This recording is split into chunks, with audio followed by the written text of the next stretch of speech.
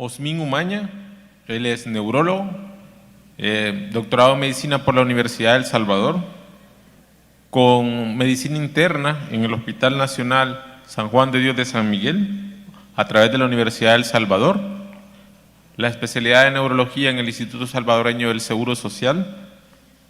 Actualmente, ahora como médico neurólogo en el Hospital Regional de Lis, en San Miguel, y es también docente adjunto en el programa de formación de medicina interna del Hospital de Lis en San Miguel.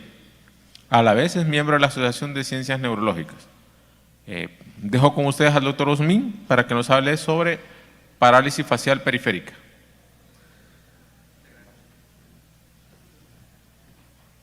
Buen día y de antemano gracias a todos los que están presentes en la ponencia. Por amor al tiempo, la situación, vamos a tratar de ser escuetos, vamos a tratar de ser prácticos en cuanto a nuestra exposición. Perdón. Para empezar, no podemos hablar de parálisis facial sin antes hablar de este caballero, es Sir Charles Bell. Sir Charles Bell básicamente es a quien se le atribuye la descripción de la patología, una alteración de la movilidad facial relacionado con una inflamación del nervio facial que no se encontró una causa médica asociada. Entonces, inicialmente, desde Klaus Galeno, que empezó a describir los 7 primeros nervios del cráneo, pasando por Charles Bell, pues hay un recorrido largo desde el 271 después de Cristo hasta 1981 que él hace la primera descripción. Ahora, ¿por qué una ponencia acerca de parálisis facial? Si venimos oyendo cosas bien más explícitas acerca de enfermedad de Alzheimer y todo eso. Creo que es una patología muy frecuente. Vale la pena mucho saber acerca de esto o recordar algunas cosas de esto, porque básicamente todos los que estamos acá, en más de alguna ocasión nos hemos encontrado con una parálisis facial periférica. Entonces, recordar un poco de esto. Debemos de saber que esta es la patología que afecta un solo nervio de forma aguda más frecuente alrededor del mundo. Las incidencias varían de donde estemos leyendo, pero suele estar alrededor de 11.5 o 40.2% de cada 100.000 personas. Es una de las primeras 10 causas de referencia a fisioterapia en nuestro hospital, que es el regional regional del Seguro Social de San Miguel. Básicamente es la 4ª causa más frecuente de una referencia hacia el área de fisioterapia. Para poder hablar de la parálisis facial, primero tenemos que tener bien claras algunas definiciones, como es lo que es paresia. Paresia es la alteración incompleta de la movilidad que para fines del caso o de fines del tema de la musculatura facial. Parálisis es la alteración completa de la movilidad ocular y agudo para fines prácticos del tema es algo que se establece en las primeras 72 horas. Después de 72 horas pues ya no podremos llamar agudo. Idiopático es cuando nosotros hemos descartado por completo cualquier otra patología asociada. Y así conformamos lo que es la definición de la parálisis de Bell. Es una alteración parcial o completa de la movilidad ocular que se desarrolla en menos de 72 horas, a las cuales nosotros no hemos podido encontrar ninguna patología relacionada como causa probable. Tiene factores de riesgo para su presentación, los cuales son la obesidad, la diabetes, la hipertensión, el embarazo, la preeclampsia, trastornos respiratorios de vía alta.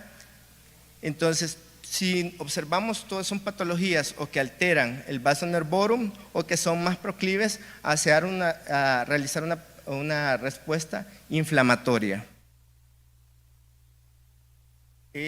Hemos tratado de ser un poco escuetos y ser más prácticos en cuanto a la presentación o la ponencia, pero siempre para poder entender acerca de esta patología tenemos que hablar un poco de fisiopatología y anatomía. Debemos de saber de que el nervio facial cuenta con varias modalidades y funcionalidades: sensitivas generales, sensitivas especiales, motoras branquiales y motoras viscerales. Todas y cada una de estas van a tener diferentes funciones a nivel de nuestro nervio, porque muchas veces cuando nosotros pensamos acerca de parálisis facial, pensamos únicamente en alteración motora o alteración de la movilidad facial. Las sensitivas generales están mediadas por el núcleo espinal del nervio trigémino, y por eso existen algunas veces o muy frecuentemente encontraremos pacientes que refieren que previo a la parálisis sienten algún grado de disestesias, hipoestesias faciales.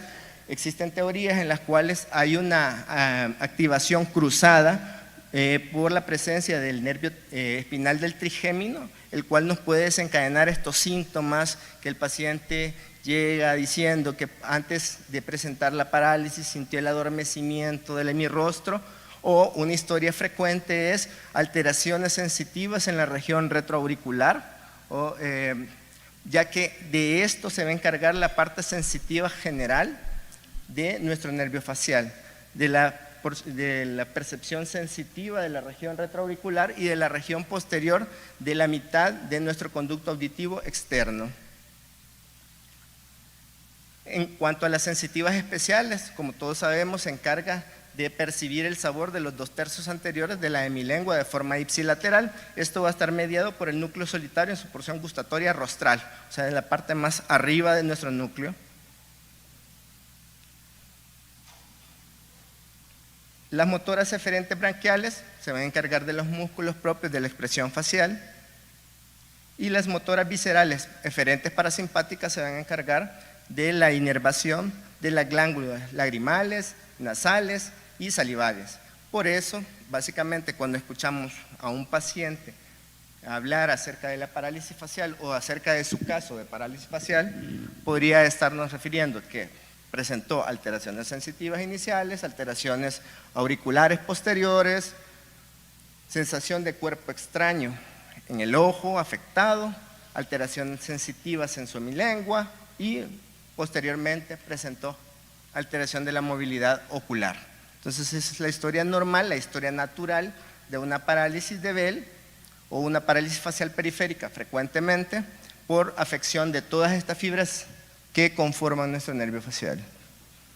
Ahora, siempre es importante hablar un poco de anatomía para ir comprendiendo la patología. Entonces, aquí podemos observar los núcleos que están mediando algunas de las funciones. Aquí en esta imagen nos vamos a centrar especialmente en el núcleo propio o núcleo motor de nuestro nervio facial. Este tiene dos partes, una que es más dorsal y una que es más ventral. En su porción dorsal recibe aferencias de la corteza. Vamos a hablar un poco más de eso.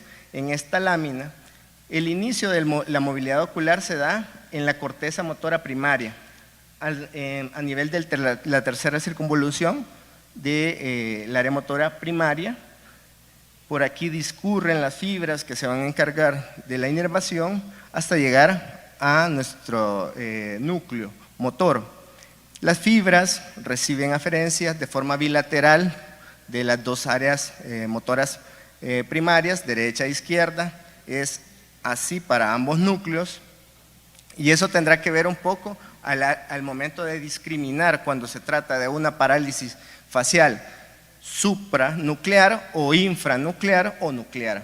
¿Por qué? Porque tenemos que tomar en cuenta todas las estructuras que estamos viendo.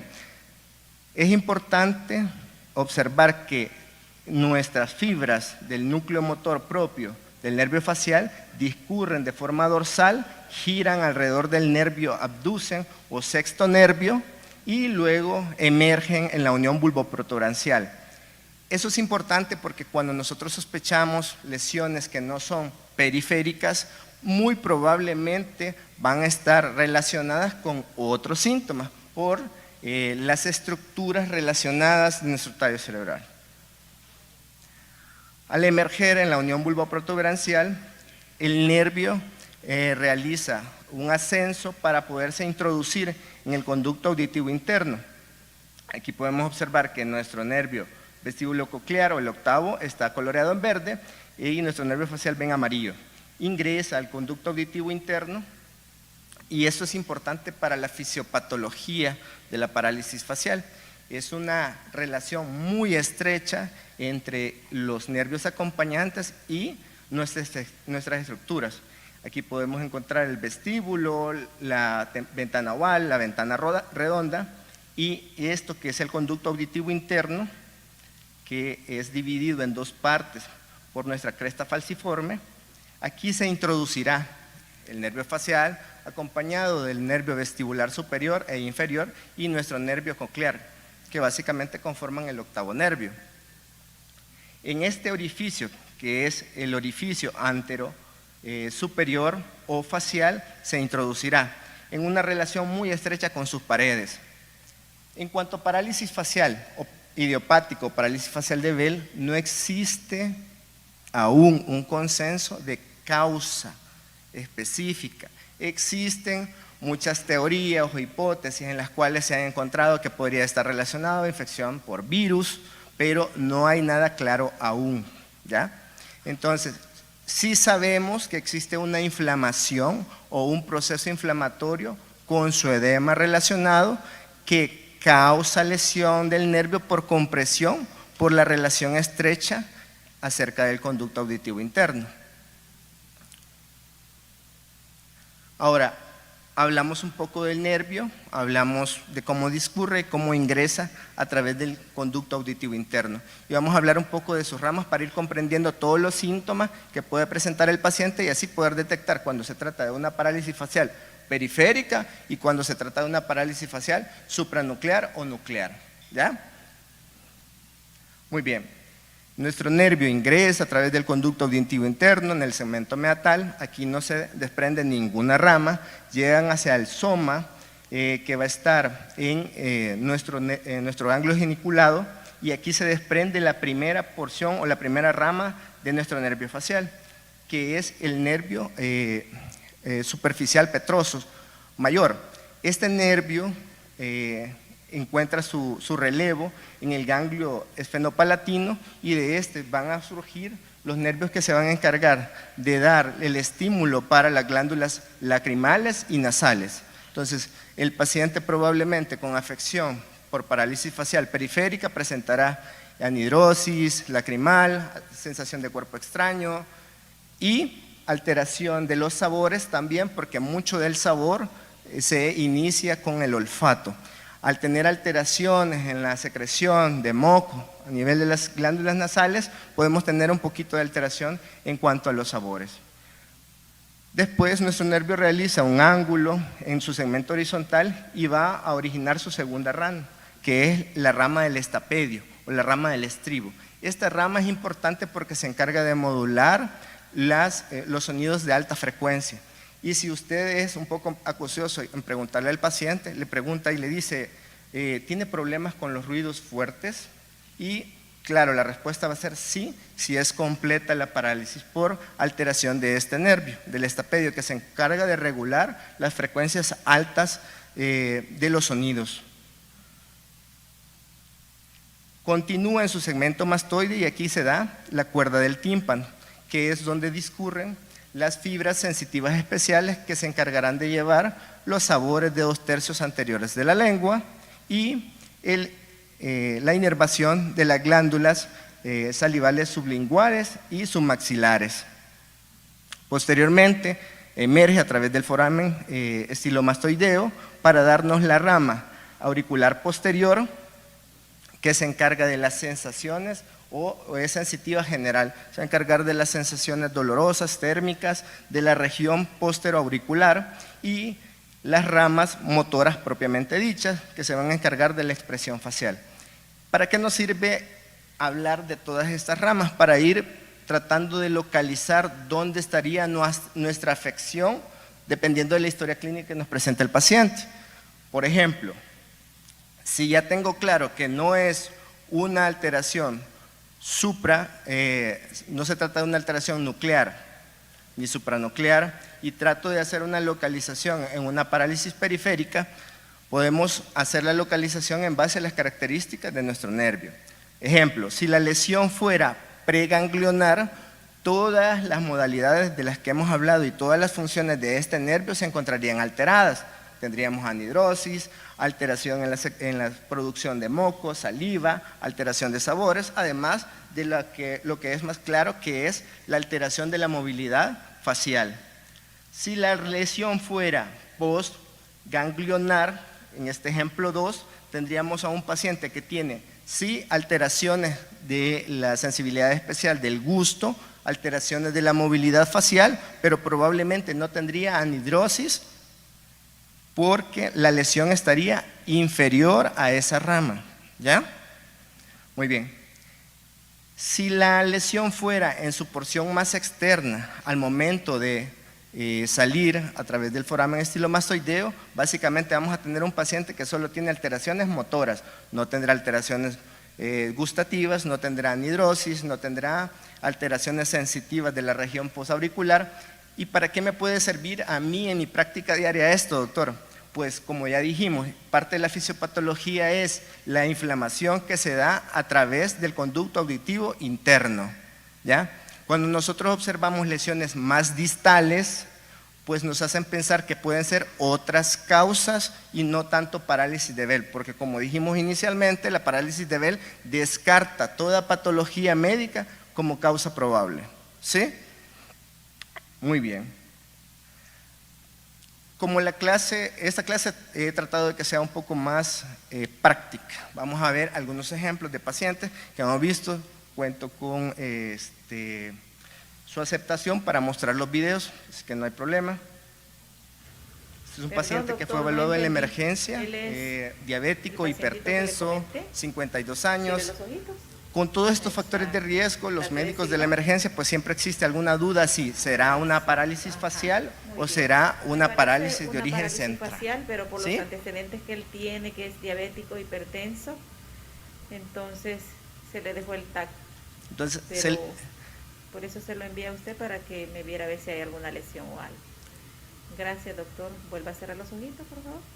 Eso. Muy bien.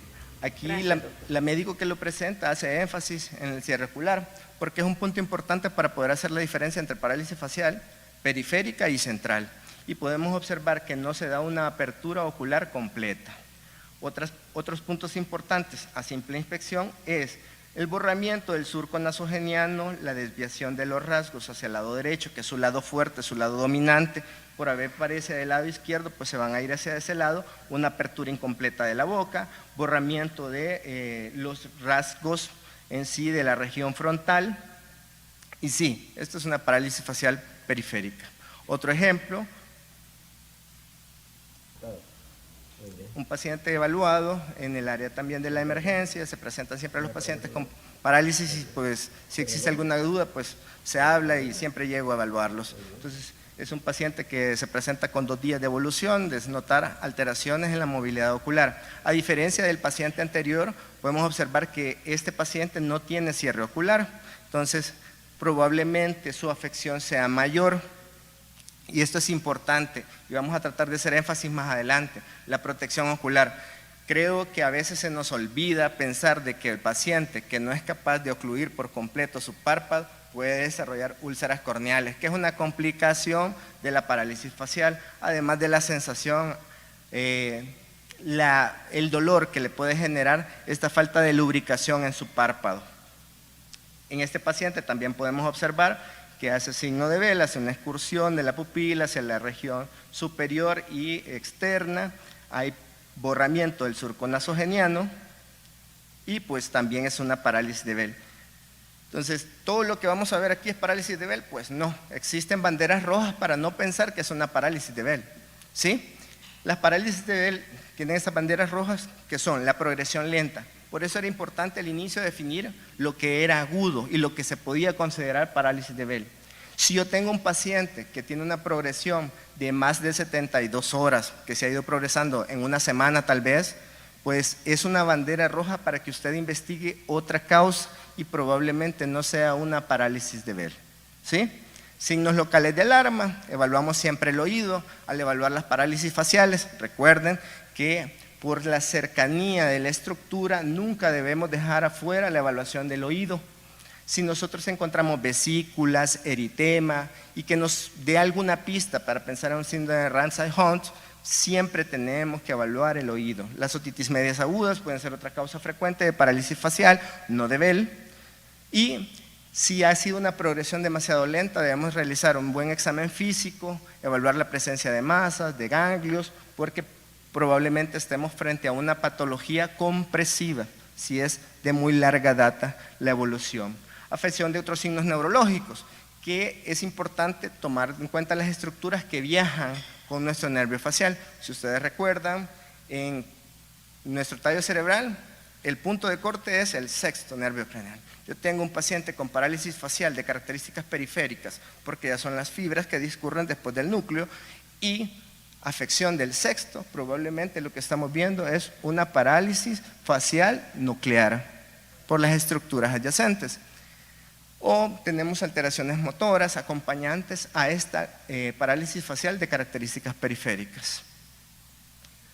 Otro punto como afección neurológica extra podría ser la presencia de alteraciones auditivas, alteraciones vestibulares que nos hacen pensar que puede ser alguna otra alteración estructural después en su trayecto acompañando al octavo nervio. Desarrollo de un periodo posquirúrgico. Hace unos 2 meses evalué una paciente que posterior a una fractura facial había iniciado una parálisis facial. No puede ser considerada una parálisis de Bell, pues la misma inflamación del proceso quirúrgico y la fractura habían desencadenado compresión del nervio facial. Básicamente era compresiva postraumática. Antecedentes de cáncer, como anteriormente lo habíamos visto, la evolución es más lenta y al examen físico, a la inspección, podemos encontrar alguna otra alteración que nos dé esa pista de que no se trata de una parálisis de Bell.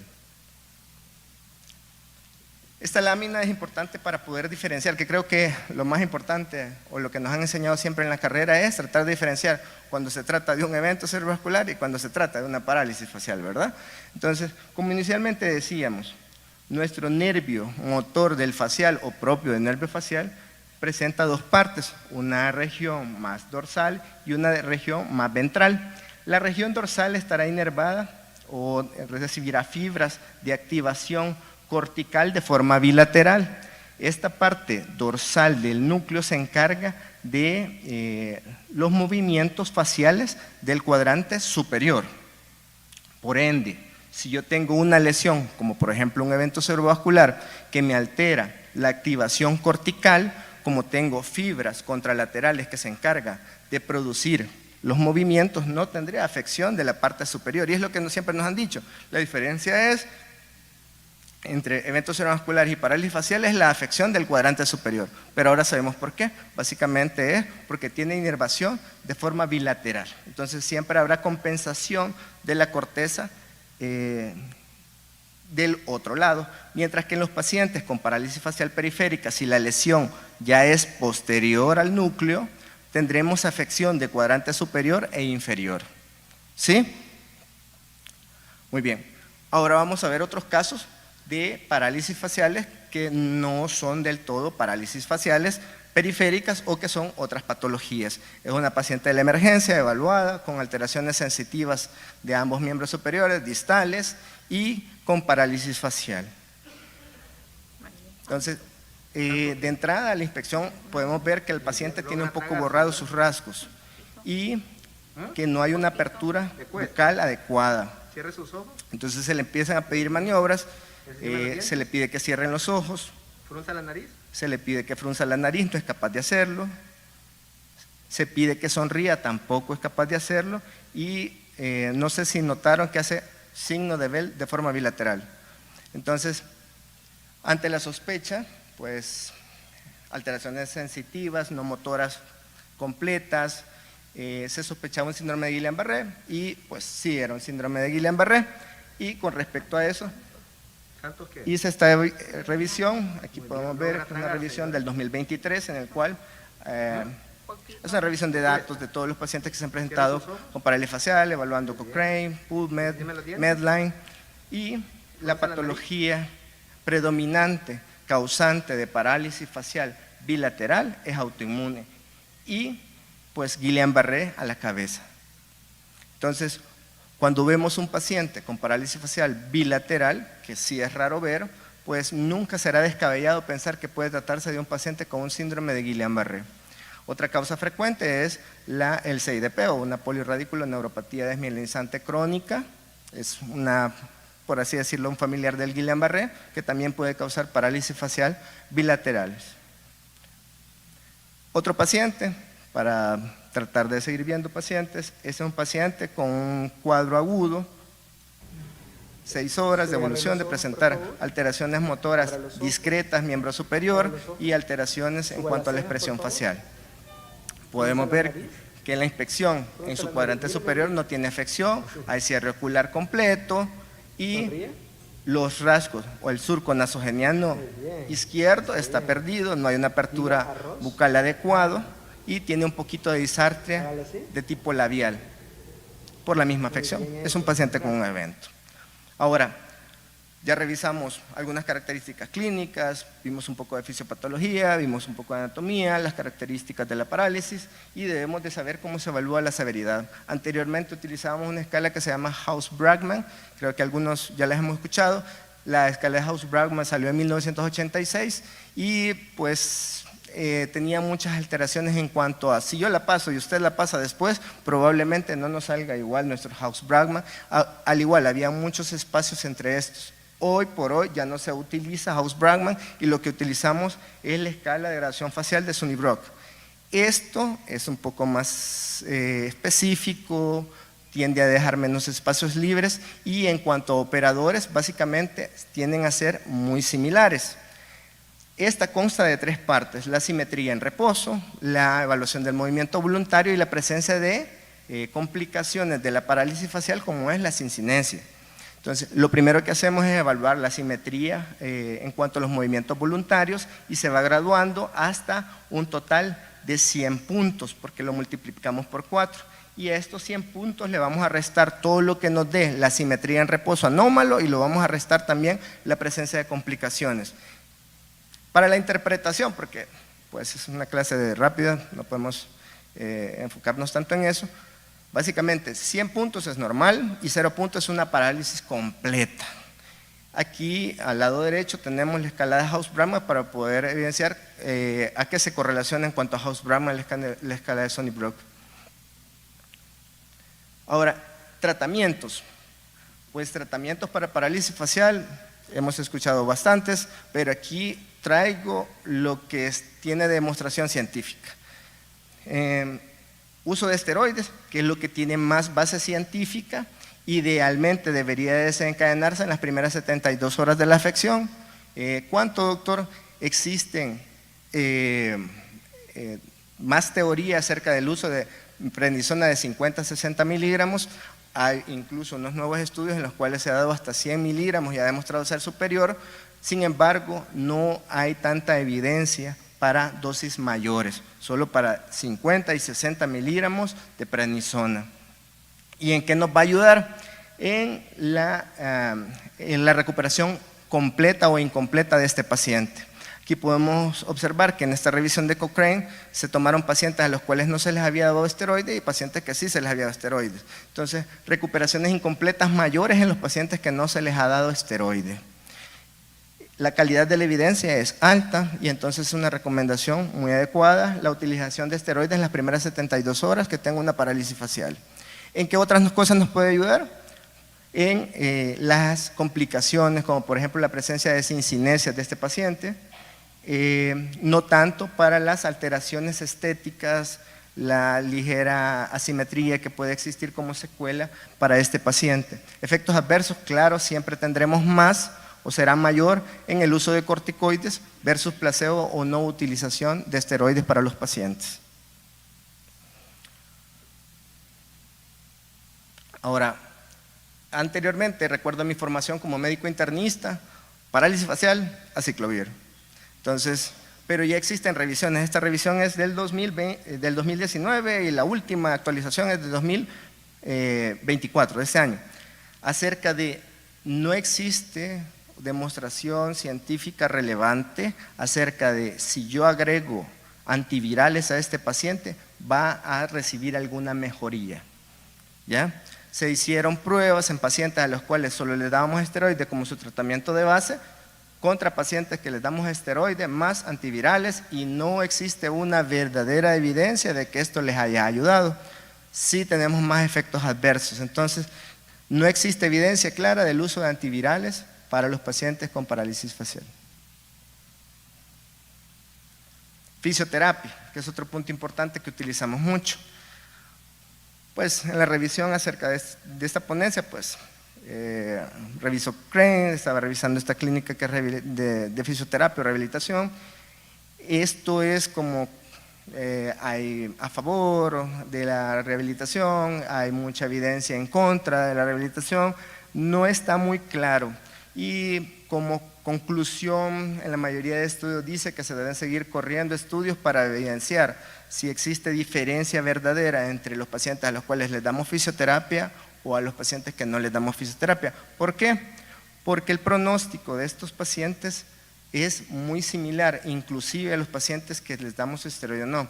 Ahora, claramente, el 70% de los casos habrá una recuperación en las primeras 2 a 3 semanas y una recuperación completa de 3 a 4 meses. Un 30% de estos pacientes no se recuperarán nunca. Entonces, ¿qué cosas es importante tomar en cuenta? Lo que va a conllevar al paciente en la no recuperación facial, o sea, alteraciones psicológicas, ansiedad, depresión, alteraciones en el cierre ocular, que en futuro puede ser úlceras corneales, alteraciones alteraciones orales que pueden llevar a dificultad para comer. Entonces debemos de tratar de hacer énfasis en revisar a esos pacientes, ofrecerles ayuda psicológica cuando sea necesario, pues es normal, nosotros a veces vemos que es una parálisis facial y pensamos, es una parálisis facial. El paciente se siente muy impactado por la patología, ¿ya? Y aquí tenemos un bonus. Es un paciente que evalué hace 2 días, es un paciente que se me presenta ingresó como una alteración motora facial, se le tomó una tomografía y en la tomografía dice que hay un evento cerebrovascular agudo, ¿ya? Entonces me llamó la atención cuando el médico que me lo presenta y me dice, hazme el favor de evaluar a este paciente, y tiene un evento y tiene una parálisis facial periférica. Yo, qué extraño, tanta mala suerte puede existir en el mundo para que este paciente tenga un evento cerebrovascular más una parálisis facial. Se revisa el paciente, este es el video del paciente, podemos observar que hay alteración del cuadrante superior, del cuadrante inferior, hay alteraciones en la movilidad bucal, no hay cierre ocular y en esa última parte vamos a evidenciar que tenía algunas otras lesiones dérmicas. Al examen físico, ninguna alteración motora, no hay alteración de reflejos, no hay alteración sensitiva, evalúo el TAC y básicamente es una parálisis facial periférica. Esto porque quiero tener como conclusión que no hay nada más importante para el médico que la clínica, la evaluación del examen físico y la historia del paciente. Eso es lo que nos va a dar la luz. De último, dejamos los estudios que van a ser los que van a llegar a concluir lo que nosotros ya tenemos que saber. ¿Ya? Gracias.